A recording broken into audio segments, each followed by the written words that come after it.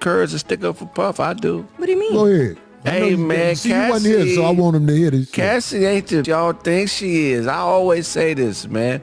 Domestic violence is not always abuse because some just like to fight. Cassie is the same woman that would go to Puff Daddy's house while Kim Porter was alive and watch Puffy beat on Kim, cuss Kim out, abuse Kim, and laugh at Kim. Kim's friends have came out and it's documented that they say Cassie used to be torturing Kim with Puff. She is not this victim broad that everybody is making her out to be. This is a treacherous bitch. Anytime a woman that is that beautiful is dating a nigga that is that regular looking, she's hustling her. This is a woman that hustles, and we treating her like she a Claire Huxtable or a respectable everyday woman. This is a libido. She's libido hungry and she's money hungry and she's eating. That $30 million settlement she got is a portion of that should go to Kim's kids because you tortured Kim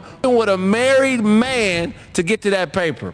She used to be at Puff House while Kim was there on some super disrespectful shit. I'm spitting like a motherfucker. But that don't mean that somebody needs to get beat down. But if a woman participates in the abuse of another woman, why are all women sticking up for her? Some deserve to get whooped on. You don't know that for a fact. Look it up. I mean, it's as much that she watched it, that she knew. Now, knowing is a different story because some people are so twisted in their mind that they might think that they can change somebody. Now, that might have been her mistake, but that's not deserving of her getting hit. No, what I'm saying this is women are not a monolith. Y'all ain't all created the same. Sometimes when you see a woman get swooped, that's because she just robbed a nigga or she set a nigga up to get murdered, or all women ain't victims. So I'm not about to run around here on this tape and act like all you good. We're not talking about all bitches. Ain't We're shit. talking about the Cassie thing. We're not talking about all bitches. Cassie, I'm telling you. We're talking about that. I mean, why are you antagonizing for? I'm not antagonizing. We're talking about Cassie. We already do you know Cassie? No, I do know. you think she had sex? Let me ask you a question. I don't know the bitch. I wouldn't piss on the bitch if she was on fire in the street. We're all going on what we see. Let me ask you a question. On what we know, what we see. Do you think that woman had sex with him after he whooped her? 100 million times. She stayed with him many years after that. Talking about? That's not still. I don't like a motherfucker. If a bitch whoop my ass, I'm through with you. Well. Hey, I had a cousin get stabbed 4 times in the chest in his sleep. A mom. I got 50 first cousins and 80% of them is women. All women aren't dainty women that need to be. I get that. That is the truth. I believe that. I call him my cousin. But there's also a thing called Stockholm Syndrome for some people. And that's crazy. His wife shot him 5-6 times on their honeymoon because another girl called the phone, shot him, snuck him with a gun. When this nigga came to, because it's a miracle, he lived. And I love him to death. But you know what this motherfucker said? What? I got to go get my wife out of jail. Oh, yeah. You just said not all women are victims. I don't. But that's all I mean. Once he came to and realized what happened, because you know when he woke up, he wasn't right at first. Yeah. But once he realized what happened, this motherfucker was worried about the bitch who tried to murder him. Yeah, that's wild. I'm not sticking up for men that whoop women. What I'm saying is, all women aren't victims. All women are not victims. Right. You know they suspended Stephen A. when he had the balls to say something like that. You say what? They suspended Stephen A. off ESPN when he had the balls to say something like what you just said. Yeah. But I let you ride because I already know you telling the truth. Now we all know about the allegations that Cassie made against Diddy. Now she was the one who opened up the can of worms, leading to multiple cases too. Cassie initially chose to stay quiet, letting justice take his course, but now some surprising voices are jumping in to defend. Capable adult. You participated in the orgies. You was up there drinking up the drink. You was up there shooting up the drugs. You was up there taking it up the Duke shoot. You was up in here digging him out. You was up in here partying. You was up in, I can't for the life of me find where this would be like if an ex-wife divorced you and then years down the line when you got money, she came back and said, hey, You graped me while we was married. You made me smoke the dope. When you ran out here and you guys were doing orgies and swinger parties, then she's gonna say you made me take it up the Duke shoot by a series of men when she volunteered. See, right? How do you come back? Some of these accusations and claims sound suspect. I'm gonna begin it again by go back and say, wait a minute, you're gonna put this on Diddy? It was a power dynamic. Okay, that is true. That is true. But you was a volunteer. This is obviously volunteering. Where is the claim here? Let me see if I can pull up the claim. The New York Times has the article there. There's the article by the New York Times. So we'll read it. We'll read it. And this is them. For people who don't know, this is Diddy and Cassie when they were together. As you can see, she's modeling. She's striking a pose. They don't look like a couple.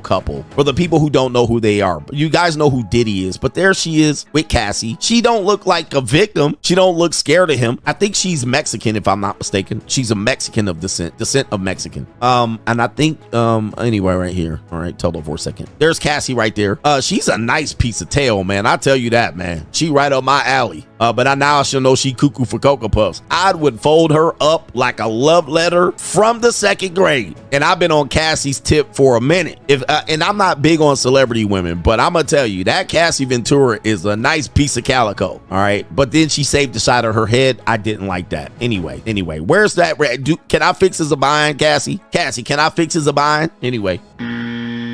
Is she Filipino? She's Filipina? Really? She's from Filipina? All right. Man, she's gorgeous, man. She's freaking gorgeous. All right. So, I would have definitely done a lot of the things she claimed. We got DJ Academics, known for his controversial takes. Now he thinks that Diddy can actually escape his current situation.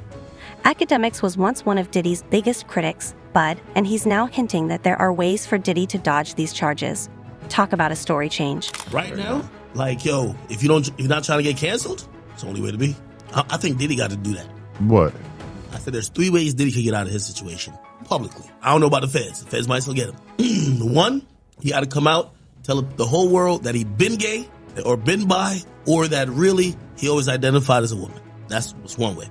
Second way is to say that he had mental health issues and, he's seeking therapy. Yeah. He's, he's been seeking therapy this and third.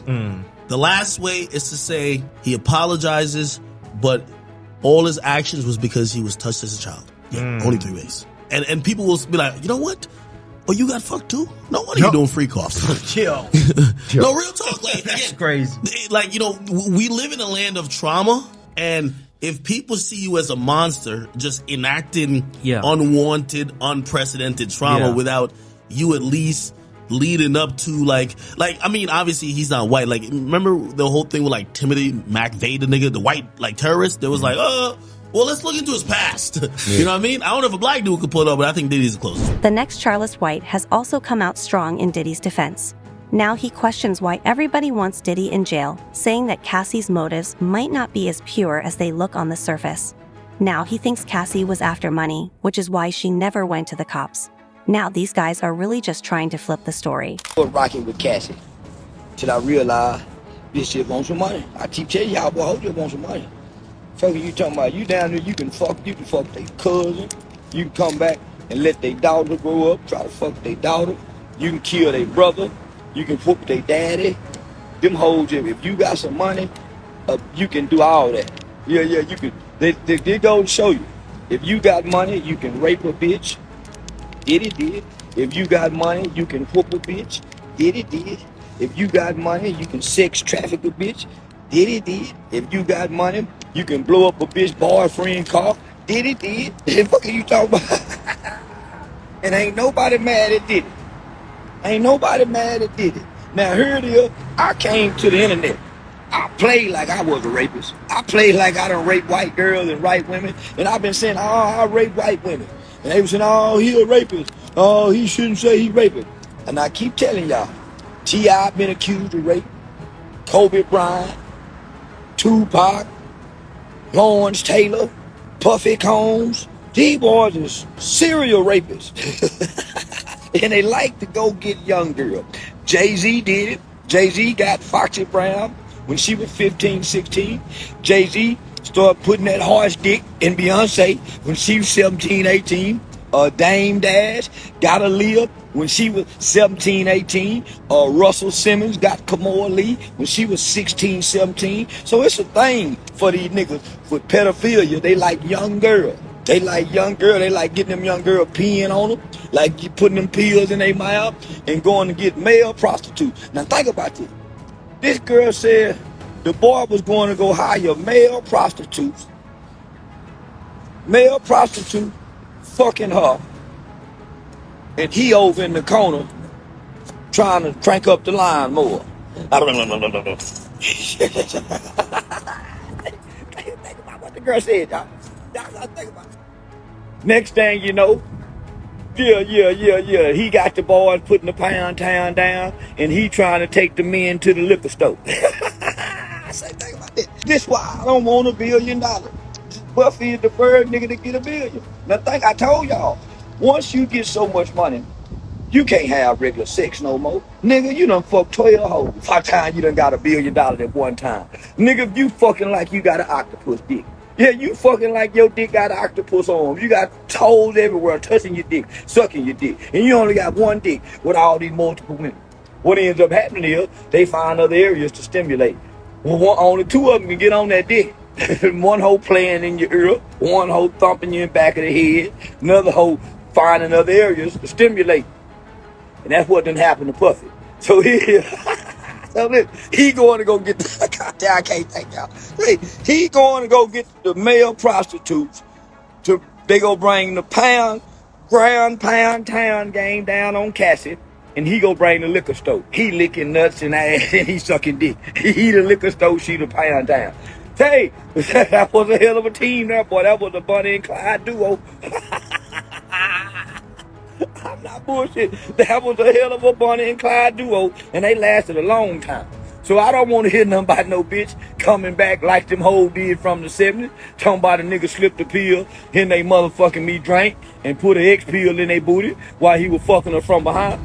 Bitch, that's the way now. That's Fred called that recreational sex. Bitch, stop playing. Y'all lying on, yeah, I'm starting to think everybody lying. They lying on Bill, but they ain't lying on Diddy. Young nigga with a backpack and his hands in his pocket. I finna run around to the front. That scared shit out of it. Get your head out of the pocket, young bro. But listen, back to what I was saying. Now, they've been together forever. Diddy and Cassie been together forever. Now, all of a sudden, I told y'all, nigga can do what he want to with his bitch if he got some money. It's only the broke nigga can't slap his hoe. I'm telling you, it's only the nigga with a job like James Devin and got the pressures of the world on him like Lamont Sanford. Y'all might be too young. I'm gonna say it's only the nigga like that got job like James Devin and got the pressure on the world like Lamont Sanford. Not Fred, but Lamont. Boy, I'm going to go get them motherfucking male. I can't stop that boy going to go get them male prostitute and let them boy put that motherfucking pound, take the girl down to Pound Town. And he's sitting over in the corner trying to line more. Yeah. Then next thing you know, he want to take everybody to the liquor store. Yeah, he done went and got the men to do the ground pounding game, and he over in the corner trying to get everybody to come to the liquor store. He licking on shit. I knew I ain't like Diddy. I always been a Tupac fan. I always been a Tupac motherfucker. But here's where it gets even more interesting. Despite the damning evidence and numerous claims, some believe he will find a way to bounce back now that his fans think that the tide could turn in his favor with enough public support and strategic moves. I don't know, man. I don't think you can unring that bell. It's so difficult to reflect on the darkest times in your life. Sometimes you gotta do that. I was fucked up. I mean, I hit rock bottom. But I make no excuses. My behavior on that video is inexcusable. I take full responsibility for my actions in that video. I'm disgusted. I was disgusted then when I did it. I'm disgusted now. I went and I sought out professional help. I had to go into therapy, go into rehab. I had to ask God for his mercy and grace.